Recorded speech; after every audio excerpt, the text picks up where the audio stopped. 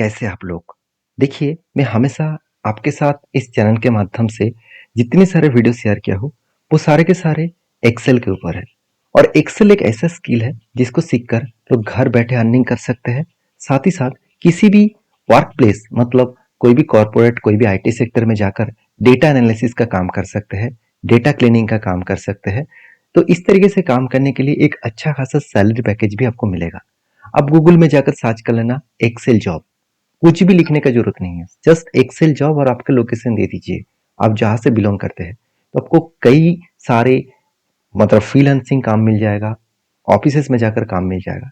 मैं इतनी सारी बात इसलिए बताता रहता हूँ क्योंकि लोगों के मन में जो क्वेश्चन होता है ना कि क्या सचमुच एक्सेल सीख कर काम मिल सकता है। तो उसके लिए बता दूं, मैं 15 साल से इस फील्ड में पढ़ा रहा हूँ, 15 साल से इस फील्ड में काम कर रहा हूँ और इस फील्ड में पढ़ा रहा हूँ। मेरे एक्सपीरियंस के हिसाब से बता दूं, जितने सारे स्किल मैंने सिखाया तो उसमें से सबसे ज्यादा मतलब प्रेफरेंस देखने को मिलता है एक्सेल के ऊपर। तो एक्सेल एक मतलब ऐसा स्किल है जिसको सीखकर आप अच्छा खासा अर्निंग कर सकते हैं। तो यहाँ पे मैं फ्रीलांसिंग काम के लिए यहाँ पे चर्चा करूंगा, जो fiverr.com साइट के ऊपर मैं आपको लेके आ चुका हूँ। तो एक्सेल के ऊपर क्या है, डेटा क्लीनिंग का काम है। डेटा क्लीनिंग, डेटा मार्च, डेटा फॉर्मेटिंग और डेटा एनालिसिस। आज मैं आपको बताऊंगा कि किस तरीके से डेटा को एनालिसिस किया जाता है। और इस तरीके से काम के लिए 1700 रुपीज बेसिक चार्जेस दिया जाता है। स्टैंडर्ड चार्जेस जो है वो करीबन 3500 रुपीज और प्रीमियम चार्जेस जो है वो 5300 रुपीज मिलता है। तो एक काम के ऊपर डिपेंड करता है कितना डेटा आपको मिला और कितने दिनों के बाद आपको देना पड़ेगा, सब कुछ आपको यहाँ पे जानने को मिलेगा। तो देखिए, एक यहाँ पे एक एक व्यक्ति है जिसका गिग में ओपन करके रखा हो, तो उन्होंने 4.7 स्टार रेटिंग लेकर काम किया है। तो बेसिकली ये जो काम इन्होंने किया, ये काम इसको कहाँ से मिला, तो आप ध्यान से देखेंगे। इन्होंने जो काम किया कुछ इस तरीके से, बहुत सारे काम इन्होंने किया, डेटा एनालिसिस का काम किया, कुछ इस तरीके से डैशबोर्ड के ऊपर काम किया जहाँ पे अलग अलग कैटेगरीज के फॉर्मूलाज दिया जाता है। और आप देखेंगे इस तरीके से डैशबोर्ड क्रिएट करना पड़ता है। तो अगर आप इस तरीके से डैशबोर्ड क्रिएट करना चाहते हैं, सीखना चाहते हैं, तो मुझे कमेंट्स में डैशबोर्ड लिखिए, एक्सेल के ऊपर डैशबोर्ड लिखिए, तो मैं उसके ऊपर वीडियो लेकर जरूर आऊंगा। देखिए, इन्होंने जिस तरीके से काम किया उसका लिस्ट यहाँ पे उन्होंने पब्लिश भी किया। आप ध्यान से देखेंगे, डेटा फॉर्मेटिंग का काम किया। मैं थोड़ा सा जूम करके आपको दिखा देता हूँ। आप देख सकते हैं इस तरीके से डेटा फॉर्मेटिंग का उन्होंने काम किया। तो बेसिकली इसी तरीके से काम मिलता है और इसी तरीके से काम के लिए आपको पैसा मिलता है। देखिए, डेटा इस तरीके से कुछ मिलेगा। जो लोग सोचते हैं क्या सचमुच इसी तरीके से डेटा मिलता है, क्या इसी तरीके से काम करने के लिए पैसा मिलता है, आप खुद ही देख लीजिए। जो काम किया है उसका मैं डेटा दिखा रहा हूँ, मैं मेरा खुद का नहीं, उसका डेटा दिखा रहा हूँ जो काम करके आज 4.7 स्टार रेटिंग लेकर रखा है। देखिए, डेटा इस तरीके से मिलेगा। उस डेटा को आपको क्लीन करना पड़ेगा। तो मैंने आपको इसीलिए सारी चीज इसीलिए मेंशन कर रहा हूँ, इसीलिए सारी चीज आपको दिखा रहा हूँ, क्योंकि आपको उसके बारे में डीपली नॉलेज होना चाहिए। तो उस डीपली नॉलेज जब तक नहीं होगा तब तक आप काम नहीं कर पाएंगे। तो आज मैं आपको करके दिखाऊंगा काम, किस तरीके से काम को किया जाता है। और सबसे पहले वो देख लेते हैं काम कौन सा है, किस तरीके से काम दिया जाता है। देखिए, कुछ इस तरीके से काम आपको दिया जाएगा। इस काम के अगेंस्ट में आपको एक चीज को याद रखना होगा। इस तरीके से आप जब भी काम मिलेगा उसको आपको कस्टमर के रिक्वायरमेंट वाइज आपको डेटा क्लीनिंग करना पड़ेगा, क्योंकि यहाँ पे बहुत सारे सेल्स छोटा हो गया, इसके लिए डेटा अवेलेबल नहीं है और बहुत सारी इसके अंदर दिक्कत भी है। तो उसको क्लीन करना पड़ेगा। और कस्टमर का जो रिक्वायरमेंट है डेटा एनालिसिस का, कुछ इस तरीके से रिक्वायरमेंट है कि कस्टमर का नाम चाहिए और उसका टोटल सेल्स अमाउंट चाहिए।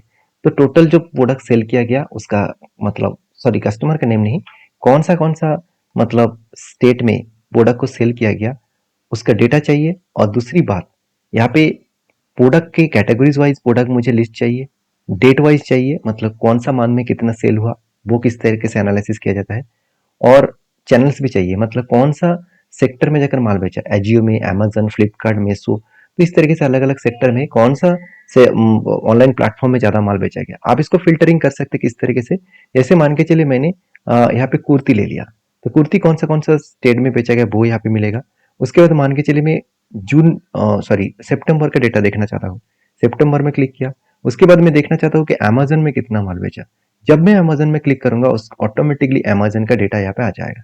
और अगर आप मीशो में चाहते हैं तो मीशो में देख सकते हैं, अगर मिंत्रा में चाहते हैं तो मिंत्रा में देख सकते हैं, अजियो में चाहते हैं तो अजियो में देख सकते हैं। मतलब टोटली डेटा एनालिसिस में आपको यहाँ पे दिखाने वाला हूँ किस तरीके से आप इस डेटा को डायनामिक बना सकते हैं। जो डेटा चाहिए, जो मर्जी चाहिए, आप उसको फिल्टरिंग करके देख सकते हैं। इसमें होगा क्या, आपका एक अंदाजा आ जाएगा कि जब कोई बिजनेस करता है तो वो इस तरीके से डेटा एनालिसिस करके देखते हैं कि कौन सा प्रोडक्ट कहाँ पे ज़्यादा बेचा जा रहा है, कम बेचा जा रहा है, तो उसके ऊपर वो ज़्यादा फोकस देने वाले हैं। क्योंकि देखिए इस डेटा देखकर तो आपको पता नहीं चलेगा कहाँ पे कौन सा प्रोडक्ट बेचा जा रहा है। तो सबसे पहले इस डेटा को मैं क्लीनिंग करूंगा। कैसे क्लीनिंग करूंगा? देखिए, मैं सबसे पहले इस डेटा को कॉपी करके रखता हूँ, क्योंकि मैं इस डेटा को आपको देने वाला हूँ, और कि इसीलिए मैं देने वाला हूँ क्योंकि आप इस डेटा को लेकर प्रैक्टिस करिए। क्योंकि किसी भी काम पाने के लिए आपको सबसे पहले प्रैक्टिस करना पड़ेगा। तो मैं थोड़ा सा इसको कॉपी पेस्ट कर लेता हूँ। अभी देखिए मैंने कॉपी पेस्ट तो कर लिया। अभी डेटा थोड़ा सा यहाँ पे ऑटोमेटिक एडजस्ट के बेसिस में क्लीन हो चुके हैं। अभी मैं थोड़ा सा और भी क्लीन करूँ, जहाँ जहाँ पे डेट शो नहीं कर रहा है, मतलब इस सारे डेटा को मैं सिलेक्ट करके यहाँ पे ऊपर वाला सेक्शन में जाकर डबल क्लिक कर दूंगा। ऑटो एडजस्ट हो जाएगा। मतलब ऑटो एडजस्ट का मतलब है यहाँ पे जो सेल है वो ऑटोमेटिक एडजस्टमेंट हो जाएगा। तो इतना आपको सबसे पहले काम कर लेना है। अभी देखिए कभी कभी होता क्या है, यहाँ पे देखिए साइज जो है वो मेंशन ऑलरेडी कर चुके हैं। कंपनी यहाँ पे साइज मेंशन ऑलरेडी कर चुके हैं।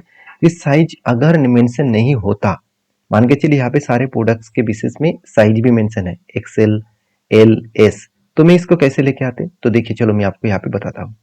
सबसे पहले आपको एक्सेल इंसर्ट करना होता। तो यह इसमें आपको फर्स्ट जो एक्सेल डेटा है, एक्सेस मतलब डबल एक्सेल, तो इसको आपको क्या करना है? कॉपी करना है और इस सेल में जाकर पेस्ट करना है। जस्ट एंटर करिए, उसके बाद जाइए डेटा टैब में, और उसके बाद आपको जाना है फ्लैश फिल। तो फ्लैश फिल में क्लिक करिए, ऑटोमेटिकली डेटा फ्लैश फिल होकर आ जाएगा। मतलब कौन सा प्रोडक्ट का कौन सा का मतलब साइज है, वो साइज ऑटोमेटिक आ जाएगा। तो यहाँ पे साइज ऑलरेडी मेंशन है, तो इसलिए मैं यहाँ पे कोई काम नहीं करूंगा। सिर्फ मुझे एक चीज करना है कि टोटल अमाउंट यहाँ पे कैलकुलेट करना है। तो टोटल अमाउंट करने के लिए मैं यहाँ पे एक प्लस करके यहाँ पे टोटल अमाउंट लिखूंगा। टोटल यहाँ पे मैं लिखूंगा टोटल अमाउंट। यहाँ पे टोटल अमाउंट लिखने के बाद मैं एंटर करूंगा, और एंटर करने के बाद यहाँ पे मैं क्या करूंगा, सॉरी यहाँ पे टोटल अमाउंट मैंने कैपिटल लिख लिया, एक बार लिख लेता हूँ। टोटल अमाउंट में यहाँ पे लिख लेता हूँ, एंटर करूंगा। उसके बाद इक्वल देकर क्वांटिटी मल्टीप्लाई यहाँ पे अमाउंट्स, एंटर करूंगा तो मेरा यहाँ पे रेट आ जाएगा। इस रेट को मैं डबल क्लिक कर सकता हूँ। उसके बाद होम में चले जाइएगा, और यहाँ पे देखिए आपको जनरल ऑप्शन में जाकर यहाँ पे आपको एज ए करेंसी सिंबल मिलेगा। तो आप इसको करेंसी में कन्वर्ट कर दीजिए, तो ऑटोमेटिक करेंसी सिंबल में आ जाएगा। तो डेटा तो क्लीन हो चुके हैं। अभी मुझे करना क्या है, कुछ इस तरीके से डेटा को डायनामिक बनाना है। तो मैं डायनामिक कैसे बनाऊं, चलो ध्यान से देखिए चीजों को, आपको यहाँ पे बहुत कुछ सीखने को मिलेगा। तो ध्यान से देखना। तो कंट्रोल ए कर देना, ऑल सिलेक्ट हो जाएगा। उसके बाद जाना है इंसर्ट में, और उसके बाद जाना है पीवोट टेबल में। तो पीवोट टेबल में जाने के बाद जस्ट ओके करना, एक नया सीट ओपन हो जाएगा। तो मुझे क्या क्या चाहिए, सबसे पहले मैं देख लेता हूँ कौन सा डेटा पे लिया गया। पहले तो स्टेट वाइज डेटा लिया जाएगा, उसके बाद टोटल सम। तो चलो, तो सबसे पहले मैं स्टेट वाइज डेटा को लूंगा। तो मैं क्या करूंगा, यहाँ पे जो स्टेट है, स्टेट को मैं पकड़कर रो पे रख दूंगा, तो सारे स्टेट यहाँ पे आ जाएगा। सॉरी मैंने गलत स्टेटस मैंने पकड़ लिया। तो यहाँ पे स्टेट चाहिए, तो स्टेट वाइज आपको कैटेगरी शायद होगा। चलो नहीं, कैटेगरी तो नहीं होगा। चलो एक बार मैं देख लेता हूँ यहाँ पे स्टेट कहाँ पे है। यहाँ पे एक्चुअली जो स्टेट है वो बेसिकली यहाँ पे जो स्टेट यहाँ पे दिया गया है, मैं थोड़ा सा, हाँ आप देख सकते हैं, यहाँ पे देख सकते हैं ship date, sorry ship state. तो शिप मतलब कहाँ पे शिपमेंट किया गया है, शिप स्टेट को यहाँ पे मैं रख देता हूँ रो पे, तो यहाँ पे सारे शिप आ जाएगा। अभी मुझे टोटल अमाउंट्स को रखना है कहाँ पे, वैल्यू पे, तो टोटल अमाउंट भी आ जाएगा। अभी आपको प्रोडक्ट की लिस्ट मुझे डायनामिक चाहिए, तो कैसे करूंगा, तो चलो मुझे जाना है एनालाइज टैब में। सबसे पहले मैं यहाँ पे करूंगा इंसर्ट स्लाइसर। इंसर्ट स्लाइसर में चले जाऊंगा, तो मुझे क्या चाहिए, मुझे चाहिए कि प्रोडक्ट के डिटेल्स। तो मतलब प्रोडक्ट के डिटेल्स कहाँ पे है, यहाँ पे चैनल्स में होगा। तो एक बार मैं ओके कर देता हूँ। तो देखिए मतलब यहाँ पे कहाँ पे माल बेचा जा रहा है वो डिटेल्स आ चुके हैं। तो इसको मैं थोड़ा सा छोटा कर लेता हूँ, जाना है ऑप्शन में। उसके बाद यहाँ पे मैं 3 कॉलम कर रहा हूँ, यहाँ पे देखने में शानदार लगेगा। तो इसको मैं थोड़ा सा इस तरीके से एडजस्टमेंट कर रहा हूँ, और कलर भी यहाँ पे दे देता हूँ। कोई भी कलर आप चूज कर सकते हैं, आपके अकॉर्डिंग आप कलर चूज कर सकते हैं। उसके बाद सेकेंड फिर से आपको जाना है एनालाइज टैब में। एनालाइज टैब में जाने से पहले एक बार मैं देख लेता हूँ कैटेगरी, ठीक है, मुझे कैटेगरी भी चाहिए। तो मैं क्या करूंगा, एनालाइज टैब में जाऊंगा, और यहाँ पे इंसर्ट स्लाइसर में जाऊंगा, और यहाँ पे मैं कैटेगरी चूज करूंगा। जस्ट कैटेगरी चूज करने के बाद ओके करूंगा, मतलब कौन सा प्रोडक्ट बेचा जा रहा है वो यहाँ पे आ जाएगा। इस कैटेगरी को मैं यहाँ पे एडजस्ट कर लेता हूँ, और उसको भी मैं साइज में यहाँ पे कॉलम को बढ़ा देता हूँ, 2 से 3 बना देता हूँ। इसको थोड़ा सा छोटा कर लेता हूँ, और कलर के अकॉर्डिंग में कोई भी कलर दे देता हूँ।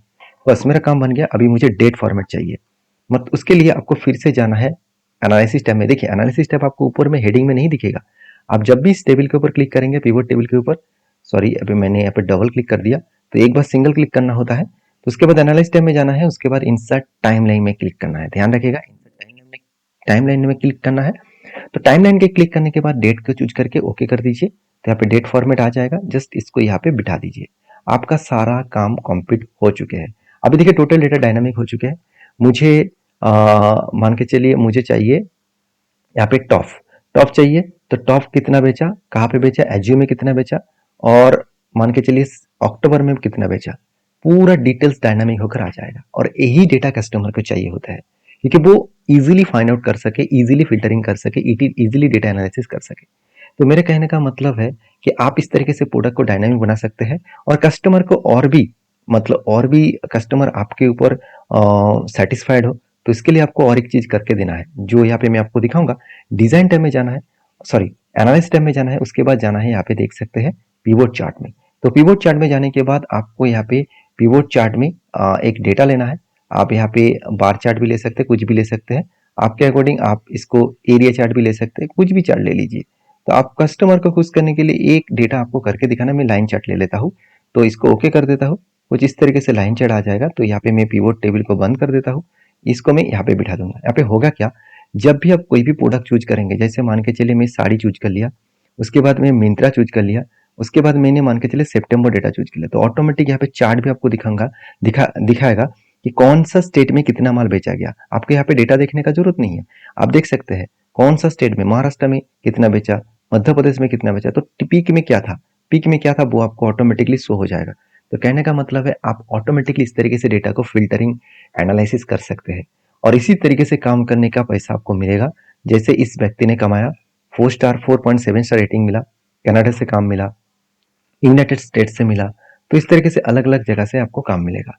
आई होप वीडियो में जानकारी अगर अच्छा मिले तो प्लीज़ एक लाइक करना, और कमेंट्स में इस तरीके से चीज़ों को सीखने के लिए, एक्सेल को डिटेल्स में सीखने के लिए, मेरा 15 साल की एक्सपीरियंस आप अगर लेना चाहते हैं तो मुझे कमेंट्स में बेसिक टू एडवांस लिखिए। कमेंट्स में जितना जल्द से जल्द कमेंट आएगा, जितना ज़्यादा कमेंट आएगा उसके ऊपर मैं डिटेल्स वीडियो लेकर आऊँगा।